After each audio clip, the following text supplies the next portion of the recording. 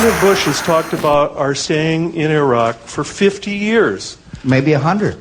Is that how long? We've been in South Korea. We've been in Japan for 60 years. We've been in South Korea for 50 years or so. That'd be fine with me. There's always wars going on somewhere in the world, and I think it's because for the really powerful guys at the top of each country, war is like the giant masturbation. You know?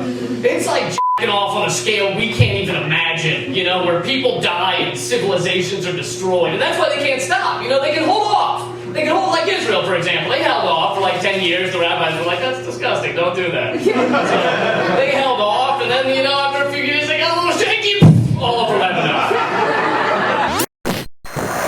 Base in the neighboring country of Kuwait. Very large base. We have a base in Turkey. We have bases in Japan, Germany. We've had bases there. You know, that's what it is. And North Korea is like the little kid that just figured out how to do it. You know, he's like, fire missiles off, you know.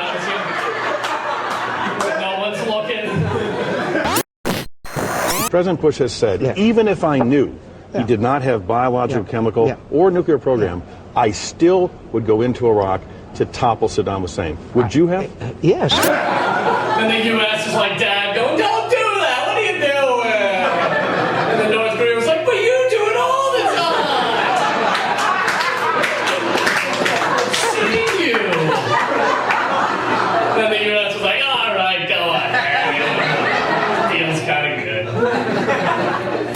That old Beach Boys song, Bomberan.